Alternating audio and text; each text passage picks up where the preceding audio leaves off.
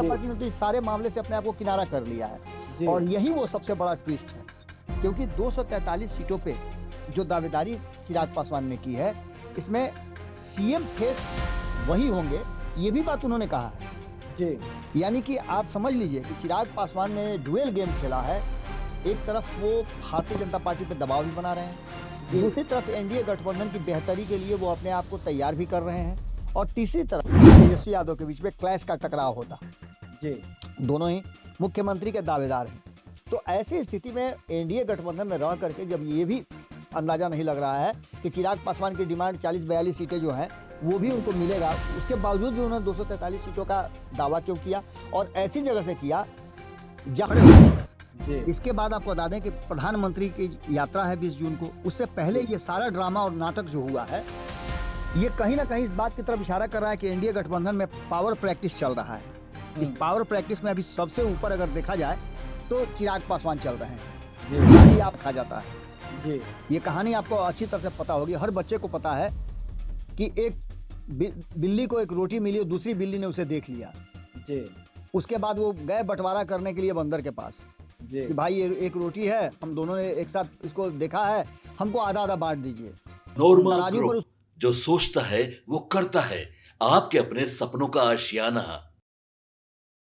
नमस्कार, मैं विकास सिंह राजपूत और आप देख रहे हैं इनसाइड स्टोरी। बिहार में चुनाव है और चुनाव के बीच में चिराग पासवान का दांव जो है वो बड़ा है। चिराग पासवान ने 243 सीटों पर दावा किया है और इनसाइड स्टोरी में सीएम फेस भी वही होंगे। गजब के दावे के बीच में अब गेम जो है वो पैक हो रहा है और गेम किनका पैक हो रहा है और कौन होंगे बिहार में सीएम फेस के असली दावेदार और 243 सीटों पर जो दावा चिराग का है उसके पीछे की पूरी इनसाइड स्टोरी जो है आज हम आपको बताएंगे कि एनडीए की पूरी रणनीति क्या है, चिराग पासवान की रणनीति क्या है और इनसाइड स्टोरी में फोन लाइन पे हमारे साथ बाबा जुड़े हैं। तो सीधा हम बाबा के चलते हैं। बाबा, चिराग पासवान ने शाहबाद का क्षेत्र से ऐलान किया और कहा कि 243 सीटों पर हमारा दावा है, 243 सीटों पर हम चुनाव लड़ेंगे।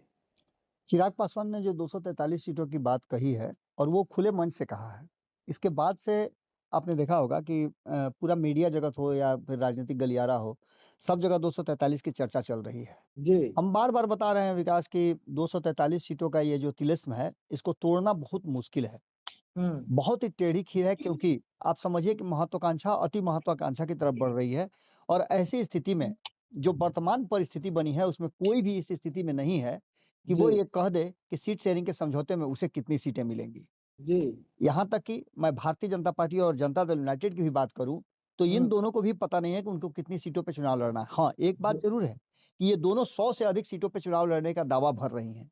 जी, अब इसमें सबसे बड़ी बात है कि चिराग पासवान के इस बयान को किस परिप्रेक्ष्य में लिया जा रहा है और उन्होंने ये बयान जो कहा, उसके बाद से आप लगातार देख रहे होंगे कि यही बात सेम जो बात है, वही रिपीट किया है जनता दल यूनाइटेड ने। भारतीय जनता जी, पार्टी ने तो इस सारे मामले से अपने आप को किनारा कर लिया है जी, और यही वो सबसे बड़ा ट्विस्ट है, क्योंकि 243 सीटों पे जो दावेदारी चिराग पासवान ने की है, इसमें सीएम फेस वही होंगे, ये भी बात उन्होंने कहा है।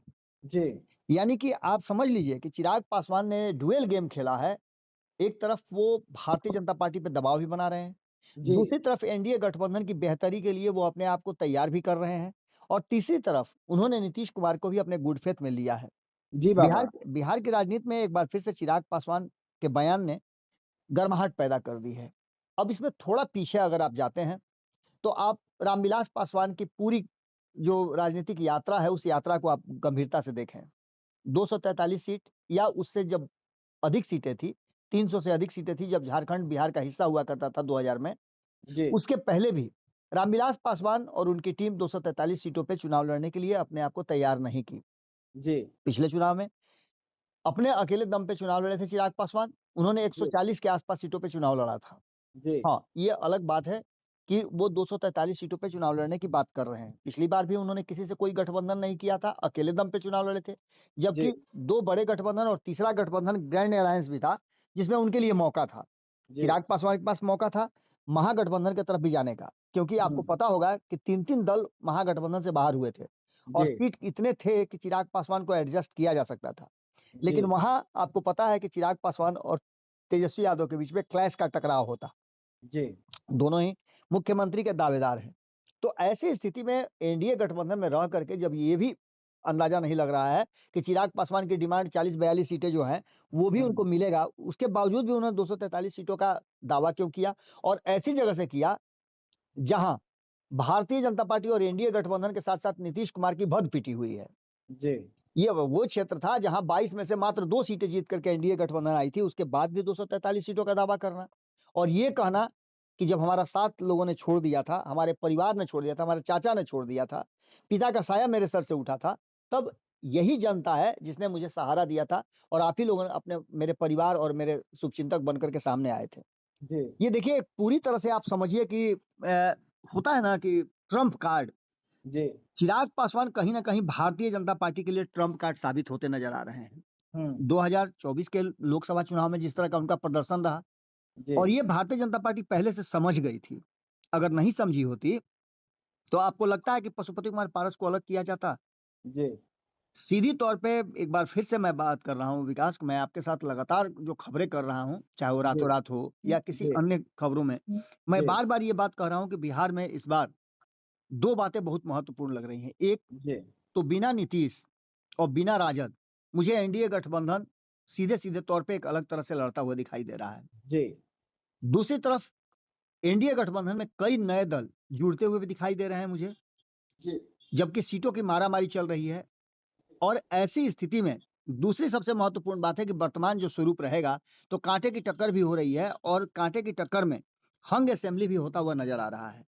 अब इन सारी बातों को लेकर के हम कुछ ऐसी बातें हैं जिस पर अगर ध्यान आपका दिलाना चाहेंगे, तो इस जी पूरे मामले में सबसे चौंकाने वाली प्रतिक्रिया जो है वही जनता दल यूनाइटेड के प्रदेश अध्यक्ष उमेश कुशवाहा ने दी है। जी जब उनसे पूछा गया कि चिराग पासवान के पूरे बिहार में चुनाव लड़ने की घोषणा पर सवाल पूछा गया, तो उन्होंने कहा कि मुझे तो मालूम ही नहीं है। जी उनके इस बयान ने जदयू की अंदरूनी तैयारी और गंभीरता पर सवाल खड़े कर दिए हैं। निश्चित रूप से आप प्रदेश अध्यक्ष हैं और आपको ये भी पता नहीं है कि कौन क्या बयान दे रहा है, आपके घटक दल क्या कर रहे हैं। तो ऐसी स्थिति में आप किस तरह की तैयारी चुनाव की कर रहे हैं? जी आप ही के बीच में लोग डिमांड कर रहे हैं और आप कहते हैं कि मुझे पता नहीं है। जी ये पूरी दुनिया जान रही है, एक 243 सीट पर चिराग पासवान चुनाव लड़ेंगे, ये बात किसी बच्चे से भी आप पूछिएगा, तो वो भी बता देगा। हम्म और इतने गंभीर विषय पर अगर उमेश कुशवाहा चुप्पी साध लेते हैं और कहते हैं मुझे पता नहीं है, तो जी निश्चित रूप से कहीं न कहीं ये दर्शाता है कि इस बात से काफ़ी सहमी हुई है या फिर आंदोलित है भीतर ही भीतर जनता दल यूनाइटेड।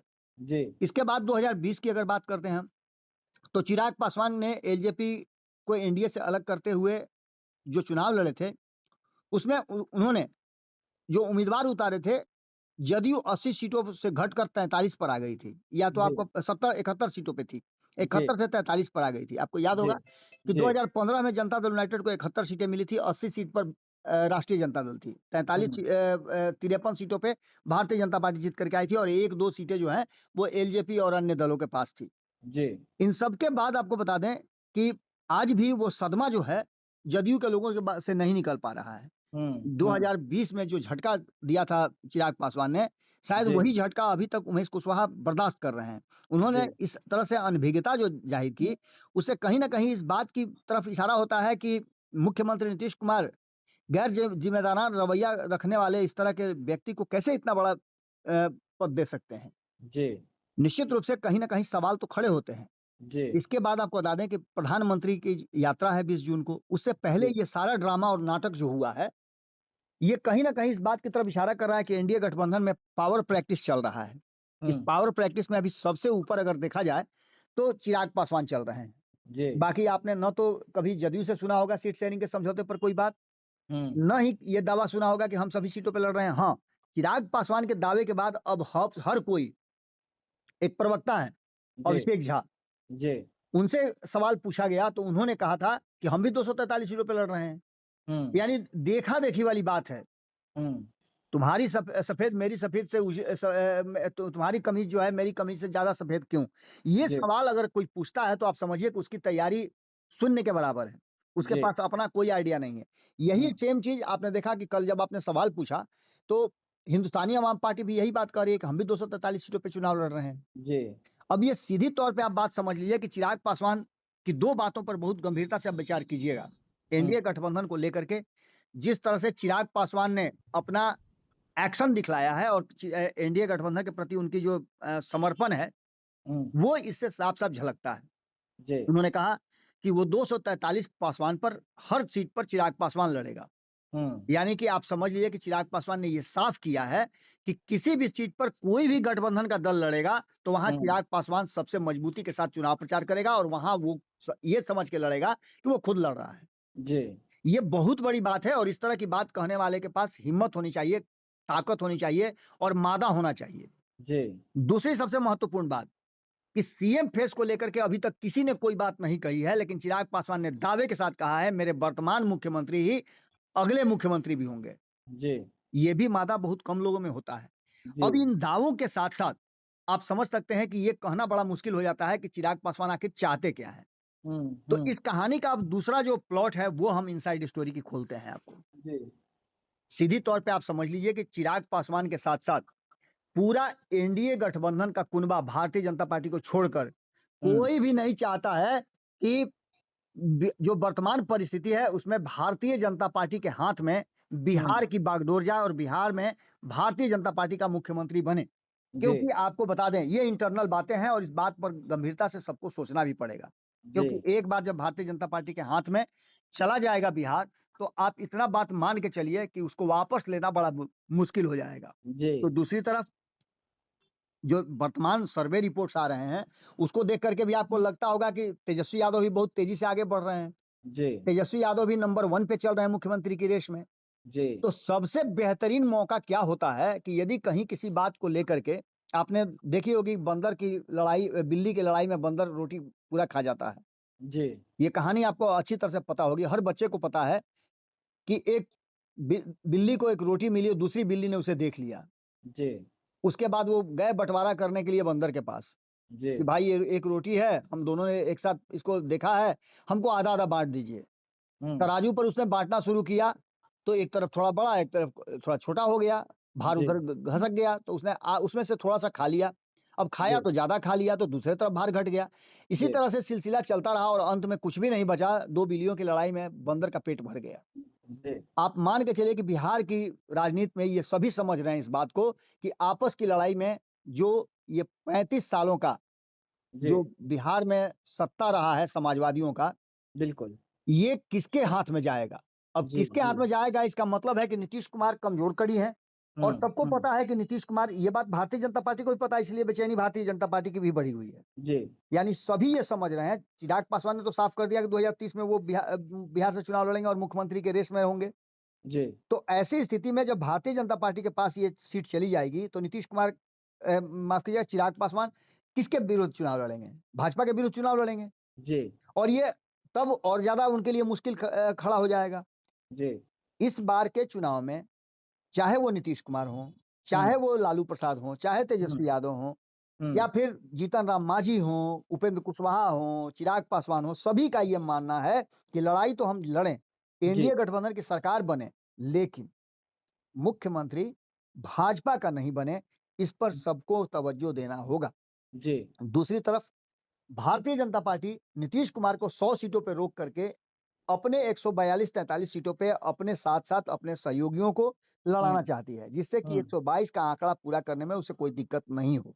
हम्म, अब इस परिस्थिति में आप समझ सकते हैं कि चिराग पासवान का ये रोल सीधी हम्म, तौर पे नजर आता है कि चिराग पासवान इस बार जो लड़ाई लड़ेंगे वो नीतीश कुमार की खोई हुई जो सीटें हैं उसके हम्म, लिए भी लड़ेंगे। हम्म, जो सीटें उनके साथ डैमेज हुई थी उसको लेकर के वो बोनस दिलाना चाहेंगे जी और मुख्यमंत्री नीतीश कुमार ही बनेंगे ये कह करके उन्होंने एक बार फिर से सिंपैथी अर्जित कर ली कि उनके पास भी जो सीटें होंगी उस पर नीतीश कुमार का वोट जो है वो हम्म, उनको बिना किसी हिल हुज्जत के खुलेआम मिलेगा। जी यानी दो लोगों ने आपस में मंत्रणा करके, आपने देखा भी होगा कि नीतीश कुमार ने बिना किसी हिल हुज्जत के उनके चिराग पासवान के जीजा को हम्म, आयोग में अध्यक्ष बनाया। जी और आप इस बात से समझ सकते हैं कि दोनों के बीच में रिश्ते किस तरह के होंगे। ये राजनीति हम्म, है और इस राजनीति को समझना बड़ा मुश्किल है। जी जितना इसको समझिएगा बालू के रेत की तरह आपके हाथ से फिसलता चला जाएगा। जी वही स्थिति है और इसी स्थिति को लेकर के चिराग पासवान का ये जो दावा है कि जिसमें उन्होंने कहा है कि वो 243 सीटों पे चुनाव लड़ेंगे, ये एनडीए गठबंधन के लिए है और बिहार के लिए है, जी न कि चिराग पासवान व्यक्तिगत तौर पे इसमें कोई भी बात कर रहे हैं। रहा सवाल तो एनडीए गठबंधन में सभी दलों को एक साथ जोड़ के रखने के लिए चिराग पासवान भी एक बड़े एंकर का काम कर रहे हैं। देखना होगा कि आगे क्या कुछ निकल के सामने आता है। जी चलिए, तो इनसाइड स्टोरी देख रहे थे आप, जहां पर चिराग पासवान इस वक्त बिहार में अहम रोल में है। बड़ी जिम्मेदारी के तहत वो बिहार में वापस लौटे हैं और कह रहे हैं कि हम पूरे बिहार के 243 सीट जो है उस पर चुनाव लड़ेंगे और इसमें नीतीश कुमार को फायदा दिलाने के लिए चिराग पासवान अभी से ही बैटिंग जो है करते हुए नजर आ रहे हैं। और इनसाइड स्टोरी में जो चिराग पासवान का दावा था उसके पीछे की वजह क्या रही, इसे हमने आपको अच्छे तरीके से बताया भी। तो ऐसे तमाम खबरों के लिए रहिएगा साथ, दीजिएगा इजाजत, धन्यवाद। वीडियो पसंद आई और वह बिहार के राजनीति और बिहारियत से सरोकार रखेनी तो सब्सक्राइब बटन दबा के चैनल के सब्सक्राइब कर ली। ओजे एगो घंटी बा, ओकरा बटन दबा देला से कुल सटीक और मारक खबर रुआ मुफ्त में मिल जाई। अगर रुआ पत्रकारिता के हमनी के नया प्रयोग में सहयोग कर चाहतानी तो ज्वाइन बटन दबा दी। पेटीएम नंबर नोट कर ली 9386816700। धन्यवाद।